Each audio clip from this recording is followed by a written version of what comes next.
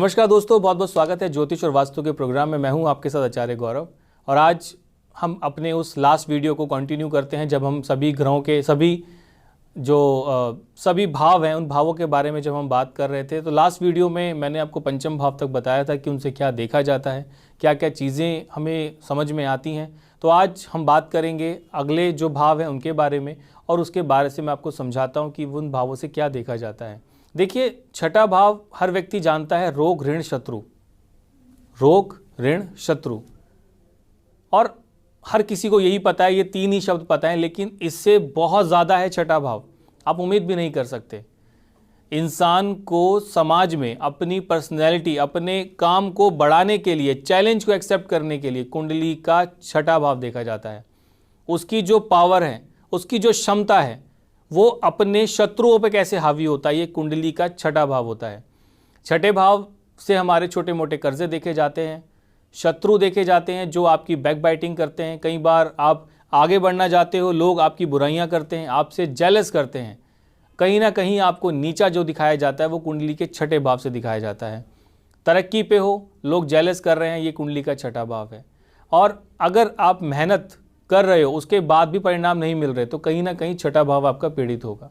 तो हालांकि मैं अभी सभी भावों के बारे में आपको बता रहा हूं, तो छठा भाव केवल रोग ऋण शत्रु नहीं है दोस्तों। छठे भाव से हमारे चैलेंजेस, हम चैलेंज को कैसे एक्सेप्ट करते हैं, हमारी क्या प्रतिक्रिया होती है सामने के चैलेंज को एक्सेप्ट करना। कई बार मैंने देखा है कि बच्चे अपने पिता के काम को फॉलो नहीं करते और वो अपना नया व्यवसाय शुरू करते हैं, उसमें भी अपने दम पर चीज़ों को बहुत ऊपर तक ले जाते हैं।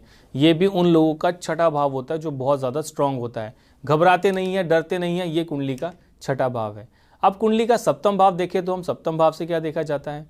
सप्तम भाव होता है हमारी पार्टनरशिप का, हमारे पार्टनर का। हमारा पार्टनर कैसा होगा, वो कैसा दिखता होगा, किस प्रकार का उनका स्वभाव होगा, ये भी कुंडली के सप्तम भाव से ही देखा जाता है। सप्तम भाव का स्ट्रांग होना बहुत ज़रूरी है दोस्तों।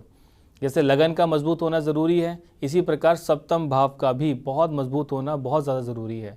जैसे मैंने बताया कि ये आपके पार्टनर को रिप्रेजेंट करता है। आपके पार्टनर कैसे होंगे, उनका स्वभाव कैसा होगा, उनकी पर्सनैलिटी कैसी होगी, क्या आप दोनों के बीच में बात बात पे झगड़े होंगे, ये सब चीज़ें कुंडली के सप्तम भाव से देखी जाती हैं। आप रोज़गार करते हैं, रोज़ाना की आपकी कमाई, आप जॉब करते हैं, आपके डेली आपके काम के जो प्रॉफिट होते हैं, इंसेंटिव होते हैं, ये जो प्रोग्रेस होती है, ये कहीं ना कहीं कुंडली के सप्तम भाव से देखी जाती है। इसलिए सप्तम भाव बहुत ज़्यादा स्ट्रॉन्ग भी माना जाता है, क्योंकि इसको मार्केश भी बोला जाता है। मार्केश की वजह से कई बार अगर इस भाव के जो प्लैनेट है अगर वो वक्री या अस्त या नीच के हो जाएं तो बहुत ही ज़्यादा सोच समझ के चलना चाहिए। हालांकि मैं ग्रहों की बात नहीं कर रहा हूँ, मैं केवल आपको अभी जो कुंडली के 12 भाव है उन्हीं के बारे में सिर्फ समझाना चाह रहा हूँ। आगे की वीडियोस में मैं डेली आपके लिए कुछ ना कुछ नए टॉपिक्स लेकर आऊँगा जिसमें आप ज्योतिष को समझ पाओगे। अब बात करते हैं कुंडली का अष्टम भाव। अष्टम भाव के बारे में भी काफ़ी लोगों के कमेंट्स आते हैं कि सर ये मृत्यु का भाव है, कहीं ना कहीं लंबी बीमारियों का है, गुप्त शत्रुओं का है, तो और क्या इससे देखते हैं। देखिए, किसी भी भाव को केवल 3-4 शब्दों से नहीं आंकना चाहिए। उस भाव के बारे में जानना बहुत ज़रूरी है, उसके लिए आपका रिसर्च करना बहुत ज़रूरी है। अष्टम भाव लंबी बीमारियों का है, मैंने माना, गुप्त शत्रुओं का है, हिडन हाउस है, गुप्त बीमारियां हैं, लेकिन ये भाव रिसर्च का भी है।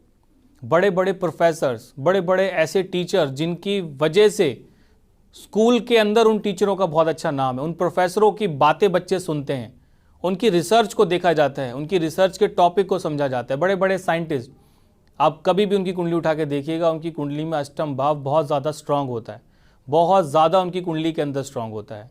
तो दोस्तों, इसी वजह से जो साइंटिस्ट होते हैं उनका चंद्रमा देखा जाता है और कुंडली में अष्टम भाव देखा जाता है। तो अभी इस वीडियो को यहीं पे एंड करते हैं।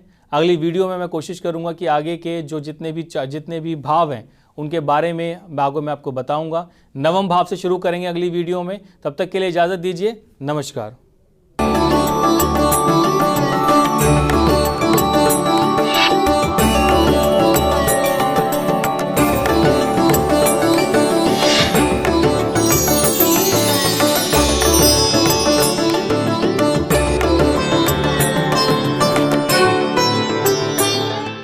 हमारे संत वाणी चैनल को सब्सक्राइब करें, वीडियो को लाइक करें, शेयर करें और हाँ, बेल आइकन पर क्लिक करना बिल्कुल ना भूलें, ताकि हमारी किसी भी वीडियो की सूचना सबसे पहले आपको मिले।